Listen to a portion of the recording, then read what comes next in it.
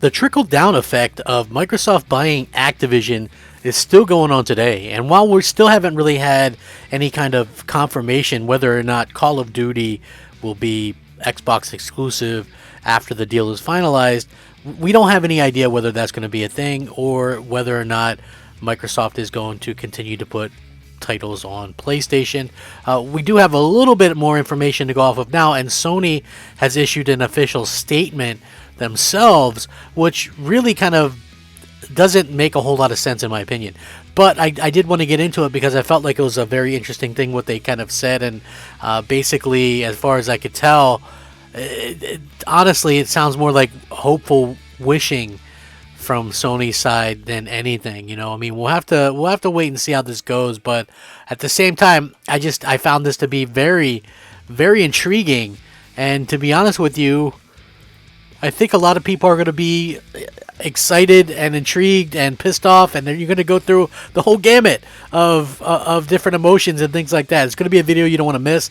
Hey there everyone, I'm the Crapgamer, and of course this is Crapgamer Reviews, your home for gaming news, opinions, reviews, and much more. You'll maybe notice some changes around here, but hopefully that doesn't stop you from giving us a like, and possibly maybe even consider subscribing if you haven't already done so. Thank you so much for choosing to spend some of your free time with me today. It means the world to me. All I ask for is a simple like. Basically, I put a lot of time into these videos. I'm trying to do better. I'm trying to always improve, and it really just takes a like, to say, hey, we appreciate the work and the effort and stuff like that. So thank you guys. Now, we know that Microsoft is buying Activision, and I know that there's still some people out there that hope beyond hope that that Microsoft will basically have pity on PlayStation and put their games on PlayStation. Now, Sony has responded to Microsoft's acquisition, citing contractual agreements, which I thought was an odd thing to say in the first place. Sony has officially responded to Microsoft's proposed acquisition of Activision Blizzard, citing contractual agreements. Earlier this week, Microsoft dropped a megaton when it announced that it acquired publisher Activision Blizzard. The nearly $70 billion deal is expected to close somewhere next year, and will make Microsoft the third largest gaming company by revenue after Tencent and Sony themselves. As expected, following the announcement, people started asking questions about the possible exclusivity of Activision's massive IPs, including the Diablo and Call of Duty franchises. According to a recent Bloomberg report, Microsoft intends to keep quote-unquote some franchises multi-platform, whereas others will become exclusive to the Xbox ecosystem. Microsoft Xbox head Phil Spencer later said that he doesn't want to pull communities away from PlayStation by making future games from Activision Blizzard Xbox exclusives, and this is what he had to say. I'll just say to players out there who are playing Activision Blizzard games on Sony's platforms, it's not our intent to pull communities away from that platform, and we remain committed to doing that, said Spencer. But here's the thing from my take on this line of thinking, what he says. He says, if you're playing Activision Blizzard games on PlayStation, it's not their intent to pull communities away from that platform, and they remain committed to that. So basically, he's saying, in what I understand, and I could be reading this wrong, but he's saying games that are already out, so like Warzone and things like that. If you're a PlayStation fan and you're playing Warzone, you don't have to worry about them pulling Warzone off of the PlayStation itself, which I think makes a lot of sense. You don't want to kind of mess that up. But he doesn't say anything about future games, so I think some people are maybe reading into that, like Call of Duty, the mainline, things like that. So I'm of a couple different minds of this, but anyway, it's very interesting to hear him say anything by that. So what's Sony's stance about Activision Blizzard franchises following the acquisition?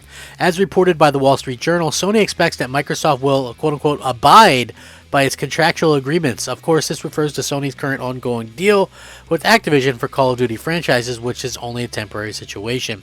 This is what Sony said in full, and I quote, "We expect Microsoft to abide by contractual agreements and continue to ensure Activision games are multi-platform," according to a Sony spokesman, and when they told the publication when asked about the matter. Now, as covered the other day, making Activision Blizzard titles exclusive to Xbox platform doesn't seem to be financially sound.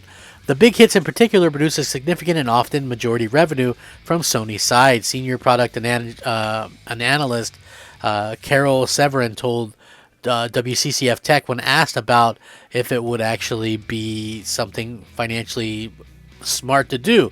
He says it wouldn't be financially sound to turn that revenue off, particularly because given Microsoft's mega portfolio, if the acquisition closes, it doesn't need to. Engaging in hard exclusivity could risk alienated users on the other side, which still remain very valuable. So that's what they had to say. And furthermore, I'll read the article from that day, which states the following. Following the groundbreaking announcement of Microsoft's intent to purchase Activision Blizzard, they reached out to a senior analyst and product manager for some details on whether he expects Microsoft to make Activision Blizzard games exclusive to its own platforms, and he replied stating that it wouldn't make a lot of fiscal sense, while a softer approach might be in order. Given Xbox's cross-platform and gamer-friendly narrative, the impact is less likely to be about draconian exclusivities and more about enhanced experiences on Microsoft's own assets. The big hits in particular produce a significant and often majority revenue from the Sony side.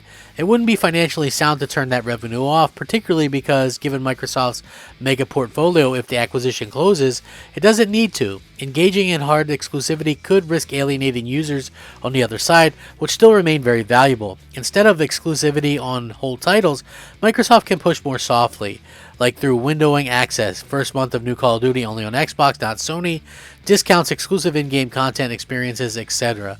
Now, this does seem to resonate with what some people have heard so far from rumors and official sources, which is that at least some of the games won't become exclusive. Even so, this is going to certainly be a hit for Microsoft's primary competitors in the current gaming space. Sony and Nintendo, how will they react? Well, according to him, Sony would do well to respond in kind, even if it might prove exceedingly difficult to pull off. This is what he had to say further. A big response would be great for Sony, very important in slowing down the effects of Microsoft's acquisition. If it goes through, which Sony will be monitoring closely, I imagine, if it does go through, the sheer difference in company size will make it very difficult for Sony to come up with an acquisition answer comparable to what Microsoft just announced. A similar dynamic applies to Nintendo. Basically, having said that, more acquisitions are likely. M&A reportedly reached an $85 billion in 2021, 3 times that of 2020 and 2022. Almost beat the mark already. We're at $81.4 billion considering Zynga's deal with Take-Two, and it's not even the end of January. Sony has indeed been trying to acquire more studios, but its acquisitions have been of a smaller scale than Microsoft's. While the latter has gobbled up the entirety of Bethesda's parent company ZeniMax, securing 8 development studios and countless big IP in the process, Sony's biggest acquisition to date is Insomniac Games for around $230 million. More recently, Sony announced deals for smaller developers like Housemarque, Firesprite, Bluepoint, Nixxes, and Valkyrie Entertainment. So, different kind of ideas going forward between the two, and how will this kind of pan out for everybody involved.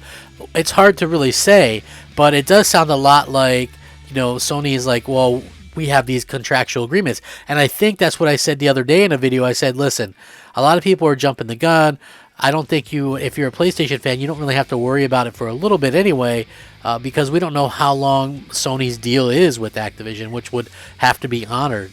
And again, basically, this is something that people kind of forget about very easily, which is, it was rumored that Sony signed a 5-year deal with Activision for Call of Duty, benefits, perks, what have you, in 2014, which would have run out in 2019. Then it was rumored again that they signed another 5-year deal. So you could be looking at 2024 being the last Call of Duty if they do decide to make it exclusive. But this is what I've been saying, right? Because I'm of two minds. It's very pro Xbox, but this move could be about more than just Call of Duty or what have you. I think this move could be about two things that maybe aren't even as console related. Yes, you get Call of Duty every year in Xbox Game Pass. That's a huge thing. That's a big deal. Don't let anybody tell you different. Call of Duty Mobile, however, has over 300 million downloads. Right? Candy Crush. These are, one of the most played games. A huge revenue stream. These two mobile games could be a huge factor. Phil Spencer cites the mobile gaming aspect of it. You can also think of it this way. They announced monthly active users. Suddenly, you have 400, 500 million more monthly active users in your ecosystem, right? Considering, and that sounds good to investors and stuff like that. If you pull Call of Duty from PlayStation, right? If you pull that, suddenly Call of Duty is not this big juggernaut anymore. And I think that's something that people aren't realizing. You know, Call of Duty, believe it or not, is played mostly, the majority of the gamers on it are on PlayStation platforms. So you pull it off that, and then basically Microsoft then is kind of competing with themselves. You know, they have Halo on PC and Xbox. They have Call of Duty on PC and Xbox. It's like they're competing with themselves here, and they only have a certain amount of install base. Yes, people are going to throw up cloud gaming or this or that, but I don't think that those are ever going to be what Microsoft wanted them to be, or what people kind of capped for when they bring up xCloud and stuff like that. It's not going to be this, oh, hundreds of millions of people. That's what they want. But this, if they keep Call of Duty everywhere, I think that's the closest they'll get to being able to get, you know, even 1 billion gamers in their ecosystem. And I think that's probably what they want. We'll have to wait and see. I don't know what's going to happen in the future, but this is an interesting thing. And I'm sure you guys are very intrigued as well. Let me know what you think. I'll link this. Rack 'em up. Fact 'em up, Crapgamer 'em up, Crapgamer out.